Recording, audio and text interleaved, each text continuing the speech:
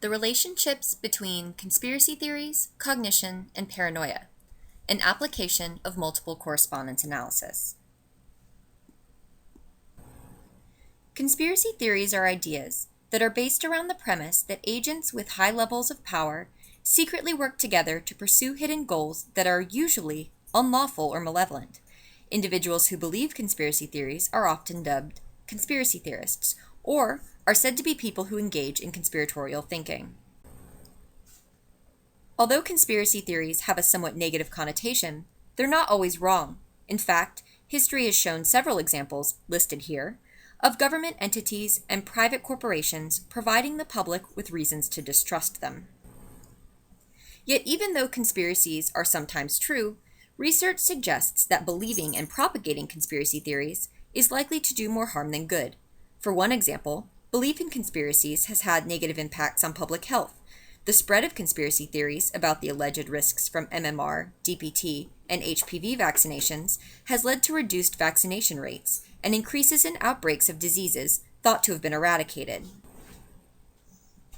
And yet, given these potentially negative outcomes, conspiracy belief is widespread and popular. For instance, 85 to 90% of Americans polled have said that they believe some conspiracy surrounding the death of President Kennedy.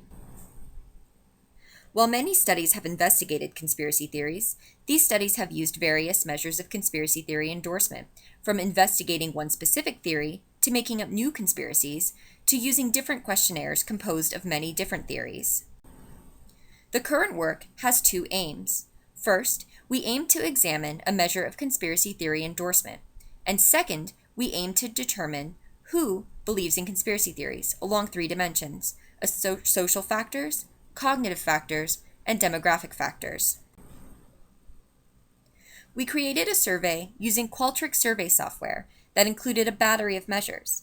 While we do not have time to discuss all of the measures we examined, I will talk briefly about two of the measures in our presentation today: the dogmatism scale and the paranoia scale. We conducted the study on two cohorts: undergraduates at the University of Texas at Dallas and a sample of U.S. adults recruited off of Amazon's Mechanical Turk. Our measure of conspiracy theory endorsement was a modified measure of the Bruder and Manstead Conspiracy Theory Survey. We modified the survey to be slightly shorter and worded for a primarily U.S. audience. The nice thing about this particular conspiracy theory survey is that the questions vary from items that demonstrate a lack of trust in authorities, but are much more likely, such as politicians not telling us motives for all of their decisions, to items that are much more unlikely, such as the Apollo program never landing on the moon. Importantly, instead of treating the response levels as quantitative, we pre-processed the data to account for its categorical nature. As there were 6 possible response levels, there were 6 possible response patterns. So a response per question is marked as there or not, with 1 representing there and 0 representing otherwise. For example, let's take the question, events which seem to lack superficial connection are often the result of secret activities. Let's say that participant 1 says that this is somewhat likely,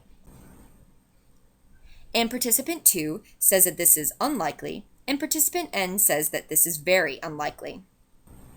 So because participant 1 responded with somewhat likely, they'll have a pattern of 0, 0, 0, 1, 0, 0, because the placement of the 1 denotes somewhat likely.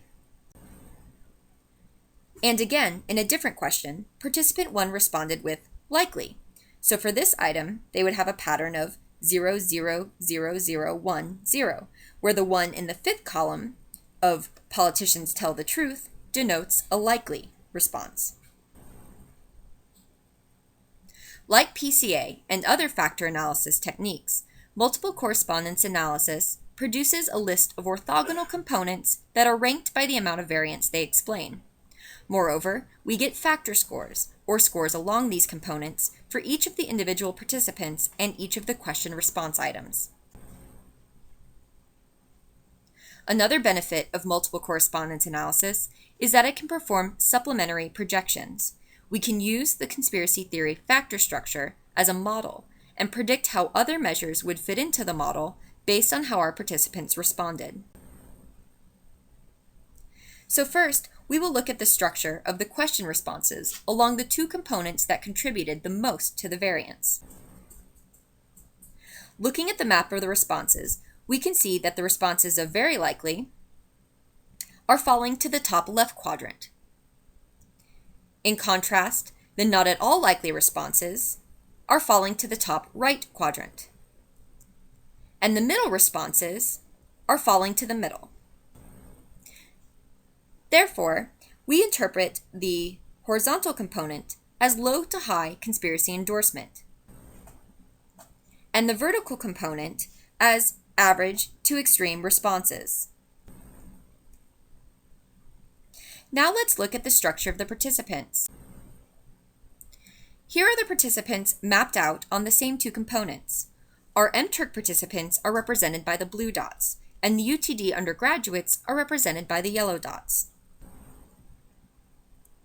To determine if there were natural groups within the participants, we conducted ward hierarchical clustering in which individuals were grouped based on how similar they were to one another across all of the components, not just the two components depicted in our figures. Here, in the Ward's hierarchical clustering model, we cut at 4 groups, and here are the individuals mapped out on the two components, this time colored by their group membership, in those 4 clusters on the previous slide. Now recall that our horizontal component is likely reflective of low to high conspiracy endorsement, and our vertical component is likely reflective of middle to the road to extreme responses. Given this, we have labeled our groups as follows. The blue participants are conspiracy theorists. The green participants are our moderately skeptical participants. The teal participants are our moderately credulous participants. And our purple participants are our very credulous participants, or our sheeple. The individuals in the middle are the average response, so we expect people to be somewhere between moderately skeptical and moderately credulous. So not endorsing any conspiracy theory is just as atypical as endorsing all of the conspiracy theories. Using these groups, we can then examine potential between-group differences on all of our other measures. Let's first take a look at our demographic variables. Looking at our demographics, we find that only gender seems to be trending toward significance. We also measured dogmatism, the tendency to lay down opinions or beliefs as incontrovertibly true. Both chi-square and ANOVA demonstrate differences between each of our conspiracy groups. Here are the dogmatism scores mapped onto the conspiracy theory structure. As you can see, the lower dogmatism responses hover around the center of the scale, whereas medium-high and high dogmatism move more toward higher conspiracy endorsement. Interestingly, but not unexpectedly, high dogmatism also moves upward along the vertical dimension towards more extreme conspiracy theory response. We also looked at the paranoia survey, which measures the extent to which people feel that others are out to get them. Paranoia also showed strong effects across our conspiracy theory groups. Here are the paranoia groups projected onto the conspiracy theory space. Low paranoia maps onto the lower conspiracy theory endorsement side of the space. And high paranoia maps into the higher conspiracy endorsement space and up the extreme response dimension. We also want to take a moment to look at another sample of participants from Pinkham et al. That we have access to. We have data from a study of individuals with autism, non-paranoid and paranoid schizophrenia, as well as control individuals on the same paranoia scale that our conspiracy theory participants took. Importantly, with MCA, we can project different individuals onto a different structure measured on the same items. In other words, instead of projecting our sample's paranoia scores onto their conspiracy theory structure, we can map our conspiracy theory participants' paranoia patterns onto the clinical paranoia model. So, looking at the clinical structure of the paranoia scale, we can see the control group, the individuals with non-paranoid schizophrenia, the autism spectrum individuals, and the individuals with paranoid schizophrenia. For this measure, our horizontal component demonstrates an increase in overall paranoia, and our vertical axis is an increase in cynical paranoia or interpersonal paranoia. Recall what our conspiracy theory item structure looked like, and our groups. This is the clinical paranoia structure from Pinkham et al., with our conspiracy theory sample mapped onto it. The bluer dots represent the conspiracy theory individuals who are sheeple, who have low to no acknowledgement of conspiracy theories. The redder dots represent the conspiracy theory participants who are conspiracy theorists, or have high to very high or even complete acknowledgement of conspiracy theories. Thus, if someone scored low on the conspiracy theory measure, they tended to respond similarly to a control participant on the paranoia measure.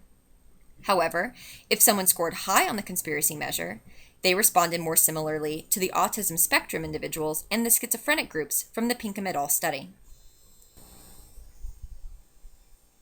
In conclusion, multiple correspondence analysis allows us to examine the structure of conspiracy theory survey. It reveals a strong structure that is related to a lot of the variables that we investigated. This includes a strong relationship between conspiracy theory endorsement and both dogmatism and paranoia.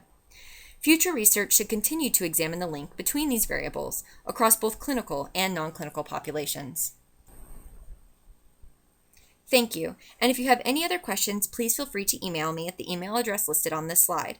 Or, if you have any other questions at the conference, please feel free to talk with Derek or send him an email.